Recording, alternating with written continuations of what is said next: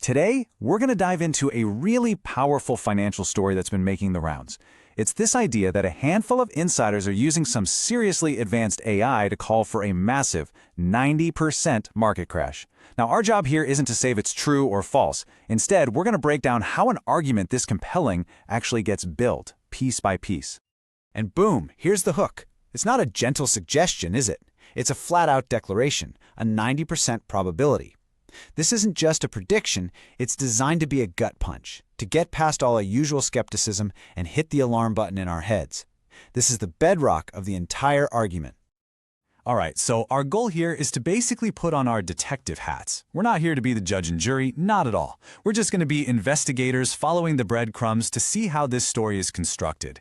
Let's see how all the pieces snap together to make something so convincing. Okay, first up is the core claim. Every compelling story needs a really strong opening, and this one starts with an absolute bang, a specific, terrifying number and a very real-sounding ticking clock.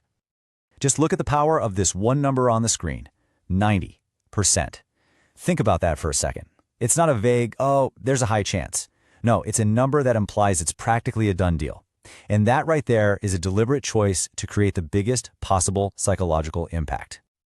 And notice, it's not some distant, far-off threat. The source puts a tight deadline on it, Q 2025. That's not just a date, it's a fuse that's been lit. It's designed to make you feel this personal, immediate sense of urgency.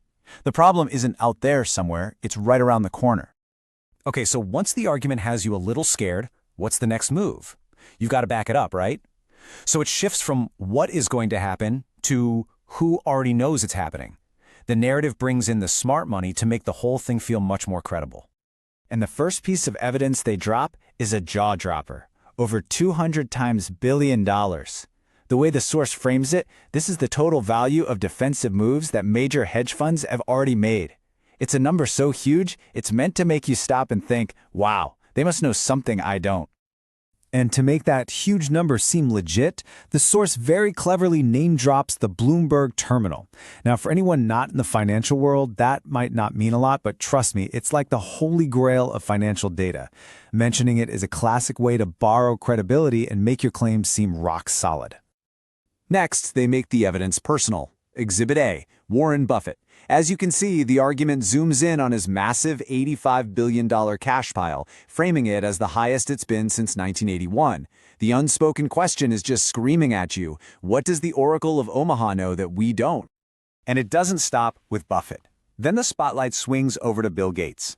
The claim here is a supposed 40% shift in his portfolio into defensive sectors. This isn't presented as just a little tweak, it's another big, calculated move by someone who supposedly has access to better information than us. And this slide right here is where they tie it all together with a bow. The source says it flat out. These aren't just a couple of lucky guesses or coincidences. It directly connects the actions of these billionaires back to the main idea. They're acting on secret intel from these powerful AI models. So this brings us right to the heart of the mystery. The secret AI models themselves. The story now promises to pull back the curtain and give us a little peek inside this supposed black box technology. What makes them tick? And notice how incredibly specific the claims suddenly get. This is a masterclass in persuasion. It's not just banks are getting nervous. Nope, it's JP Morgan's AI showing an 87% chance of a correction. It's Goldman Sachs' model seeing 23 critical red flags all at once. That level of detail makes it feel so much more real and harder to just dismiss. This framing is just brilliant. The source actually coins this phrase, the billionaire secret, which you see here. And what that does is it instantly creates this powerful us versus them dynamic. There's what they know, and then there's what you don't. And of course, the source is positioned as your personal guide into that secret world. So how in the world do these AIs get their supposed edge? Well, this is where it gets really fascinating, almost like something out of a sci-fi movie. The source lists these incredible data points, analyzing social media moods, using satellites to spy on factory output, tracking global shipping, even scanning LinkedIn for hiring trends. It paints a picture of this all-seeing technological oracle. Okay, so after building this really compelling case built on fear and exclusive knowledge, the narrative makes a crucial pivot. It shifts from just presenting the problem to actually offering the solution, and it's a clear, urgent call to action. And here's where that urgency gets dialed up to 11. Just like the 90% figure from before, this 72-hour deadline is a very deliberate choice. It's a classic tactic. It's meant to create pressure, to stop you from overthinking things, and to push you towards taking action right now. So what is the proposed action? The source lays out this simple 3-step crisis playbook. Move to cash, buy bold miners, short volatility. The simplicity here is absolutely key. It makes a huge, complex financial problem feel manageable and gives the audience a real sense of control. This message right here, this is pure psychological genius. It creates a very clear us versus them choice.